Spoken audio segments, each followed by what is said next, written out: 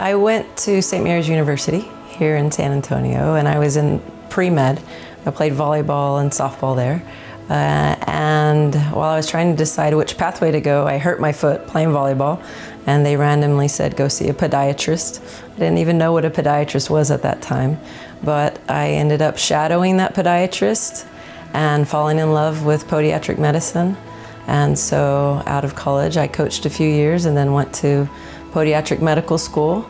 I just love the surgical aspect combined with the family medicine aspect of it, and the sports medicine and diabetic patient care, and that's how I decided to go into podiatry, is actually after I followed a podiatrist. And I always knew I was medicine bound, but podiatry just ended up being my pathway.